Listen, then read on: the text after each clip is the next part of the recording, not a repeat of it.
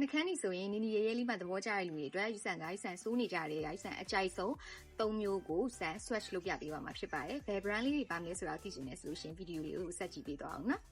အဲ့တော့ယူဆန်ကပထမဆုံးအနေနဲ့ဒီ Dior က satin finish လေးကိုအစိုးပြမှာဖြစ်ပါတယ်နံပါတ်ကတော့818 be love ဖြစ်ပါတယ်သူမှမြင်ရတာတော့မသိဘူးနော်818ပါတယ်သူက66ကြီးမဟုတ်ဘဲနဲ့ဆူအီလေးဖြစ်နေမဲ့ finish လေးပေါ့နော်အဲ့တော့ယူဆန်လက်မှာအရင် swatch လုပ်ပြမယ်ပေါ့နော်ဒီဟာလေးကတော့သူ့ရဲ့နှခမ်းနီအယောင်လေးပါ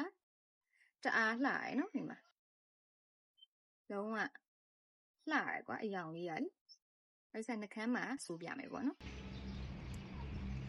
ဒီဥစ္စာလေး88ဆိုတဲ့နံပါတ်လေးကိုစိုးပြပေးထားတာဖြစ်ပါတယ်ဒီမှာကြည့်လိုက်လို့ရှင်ဆူအီလေးပြောင်ပြောင်လေးဖြစ်နေတာပေါ့နော်ပြီးသွားလို့ရှိရင် तू ကနှခမ်းသားပေါ်မှာပေါ့နော်လုံးဝပေါ့ပါလေးဖြစ်နေတယ်တင်လို့တင်ထားမှမသိတာလောက်အောင်အရန်ပေါ့ပါတယ်ပေါ့နော်အသားညူနဲ့ဆိုလို့ရှိရင်ပို့ပြီးတော့လိုက်မယ်ပေါ့နော်ဒီရောင်လေးကတော့စံသဘောကျတယ်နည်းနည်းလေး look ပြောင်းခြင်းနဲ့နှခမ်းကြီးအဲ့လိုမျိုးဆူအီလေးလိုချင်တဲ့အချိန်မျိုးအနီရောင်လေးဆိုးခြင်းနဲ့ဆိုလို့ရှိရင်တော့စံဒီဥစ္စာလေးကိုသုံးတယ်ဒါလေးကတော့ Dior 818 be love ပါ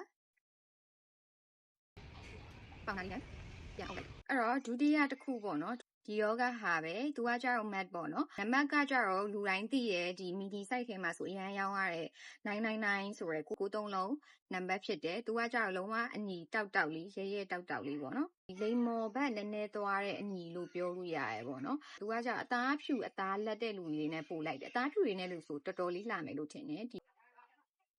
ညနာလေးလင်းပြီးတော့အဲ့လိုမျိုးအညီရောင်ပုံစံမျိုးလိုချင်တယ်ဆိုရင်တော့ယူဆန်ထားကိုသုံးတယ်ဒါကတော့ဒုတိယမြောက်အရောင်ဖြစ်တယ်ယူဆန်သုံးနေကြတွေက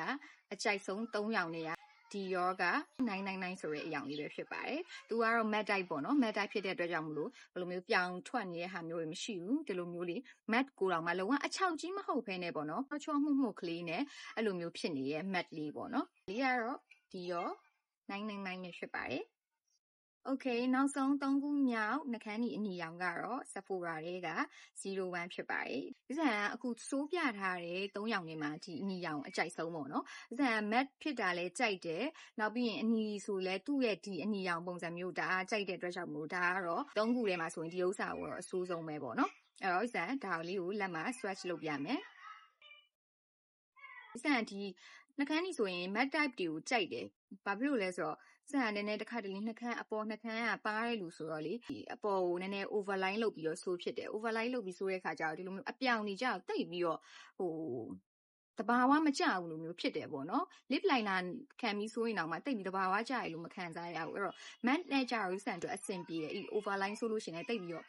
မတိတာဘူးပေါ့နော်တော်တော် lip liner မလိုဘဲနဲ့မတိတာတဲ့အတွက်ကြောင့်မို့စံနှခမ်းကြီးဆို matte type ပေါ်ကြရပေါ့နော်အဲ့ဒါဆိုလည်းအဲ့တော့ဒါလေးကတော့ဒီ Sephora က01ဆိုတဲ့ညီရောင်လေးပါ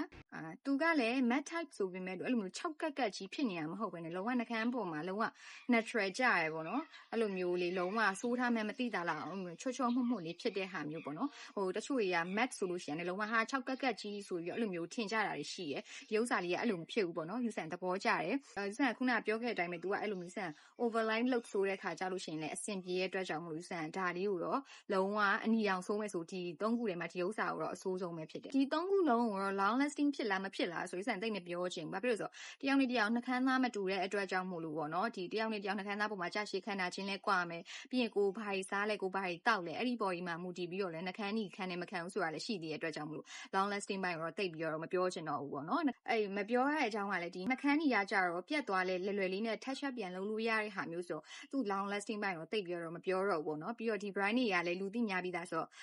တာရှည်ခံလားမခံလားဆိုတာတော့လူတိုင်းခံမှန်းလို့ရတဲ့ brand လေးတွေပဲဆိုတော့ဒီစံအဲ့ဒါကိုတော့တိတ်ပြီးအချက်ချက်ပြီးတော့မပြောချင်တော့ဘူးပေါ့နော်အဲ့တော့အခု